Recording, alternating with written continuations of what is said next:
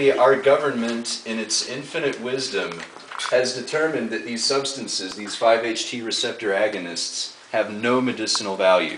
They have made it illegal for us to work with them. They have made it illegal for me to talk about taking them in anything other than hypothetical terms.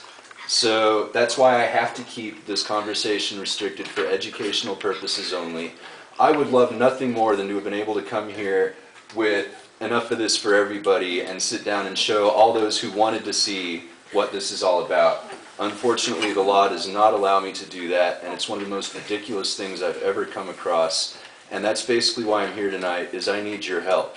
I need to make people aware that these things are out there, that there are plants that were put here on this earth to help us with these things. No scientific studies have been done on this because the government won't allow it. However, there is plenty of anecdotal evidence out there and case reports of this curing leprosy, AIDS, cancer. Are you familiar with Kevin Trudeau books?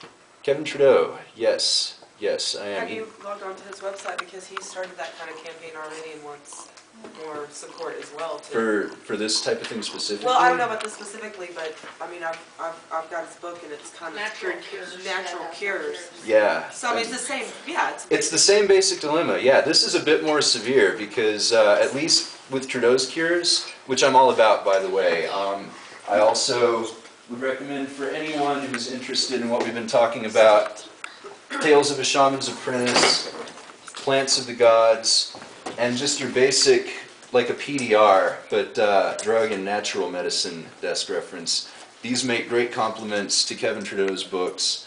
And the thing about those, though, is you can read up on it and you can go do it yourself. They haven't got that invasive yet that they've said you don't have the right to make an herbal tincture or to prepare, you know, all sorts of these remedies here. However, with this one, they've said no one can do this. Basically, in order to do this, you have to go out of the country. If you're fortunate enough to have a rich uncle who has a yacht who lets you sail out into international waters where there are no laws.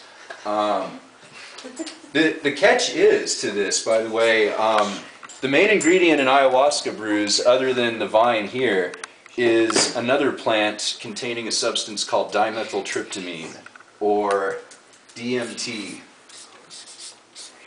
DMT is quite possibly quite possibly about it. DMT is the single most fascinating molecule that I've ever come across in my scientific studies. Back in the 90s, a doctor by the name of Rick Strassman out of UNM in New Mexico got federal permission to study DMT. It took him over 2 years to go through all the bureaucratic red tape and actually get an FDA permit to actually run human tests with dimethyltryptamine.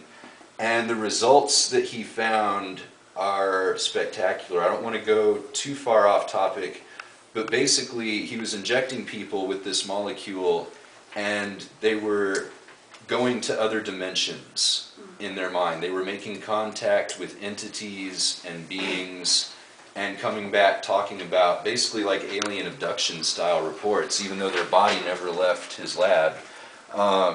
Crazy reports going on from that stuff. I encourage anyone who's interested to seek more information on it.